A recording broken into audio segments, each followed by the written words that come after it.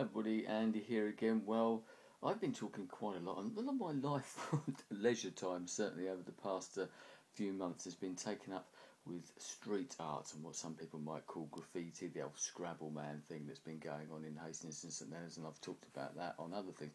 But over the past couple of days, the sort of local Twitter community, because we keep an eye out for all these things, whether it be street art generally, or whether it be the scrabbleman happenings or lack of happenings, and that whole Twitter community is one of the great things that's built up. I've actually met some of the people in real life now and bumped into them while we've been out hunting or taking photographs, which is great, met up with other people, and it's good to create those little friendships, and other ones online as well, which may well develop into something else at a later date.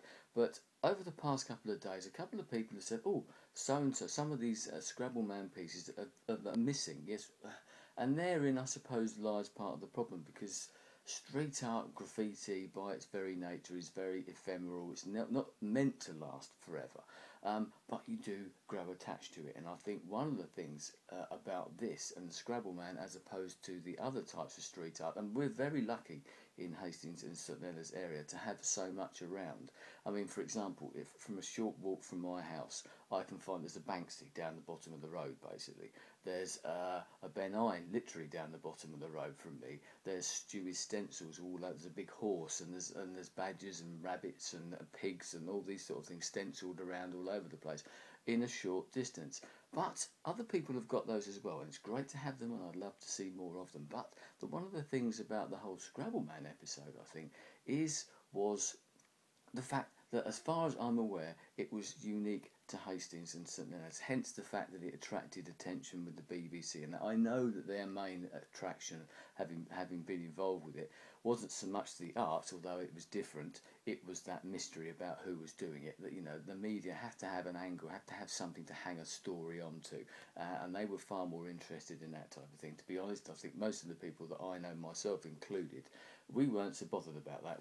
We just liked it. Yes, the mystery is great, but even if I'd have found out, even now, if I was to find out who Scrabbleman or Scrabblewoman actually is, I wouldn't be telling anyone else unless they actually wanted their identity to be revealed. I'd be more interested in sitting down over a beer or a cup of coffee and having a chat with them and finding out, why they were doing this, because I think it's great. And the mystery, it is nice, yes, but the art and the fact that it was unique to here, and something unique, I think, generally in the way that it was done with the scramble pieces, it was different to the normal, inverted commas, street art that's around. But I've just been out because a couple of people, as I said, have suggested that some of the pieces have started to disappear. Now, there are around, I think, getting on for 20 pieces either in existence or ones that we think could be, if you see what I mean. And I'll put a link to the blog post that I did, the trail, which I'm going to have to update now. Some people said that some of them had disappeared. One of them, luckily, was a false alarm.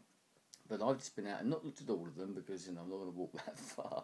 But the ones in a fairly near vicinity, and that is the bulk of them, I suppose, 10, 15 of them, I suppose, that I've seen today.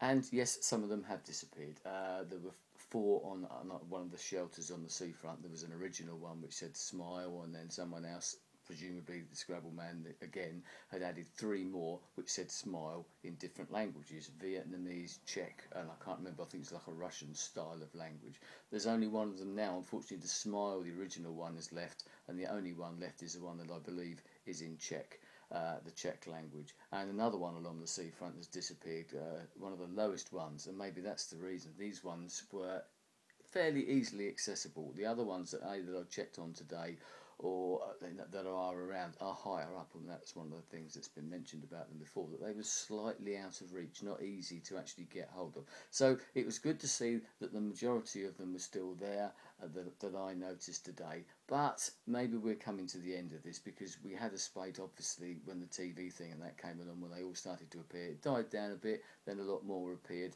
Now it seems to have died down. I don't think any that have been discovered, as far as I'm aware, for the past 3 weeks or so.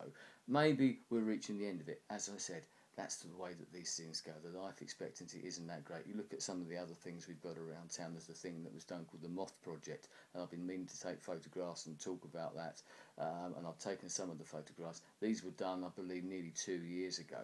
Big stencils of moths all around the town in different sites. They are gradually disappearing.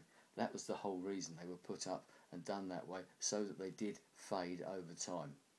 And as I said, all graffiti does that. A lot that I've been photographing over the past few months has disappeared already. It's been painted over by people, whether it be the council or private property owners or something like that, or it's just the hoarding that it's been put onto has been dismantled. So that is the nature. But this, it's not upsetting, but it's annoying in a way. We all knew that it would happen, and hopefully it's still going to be there. And most of them are still there, and there is still time to go out and enjoy them.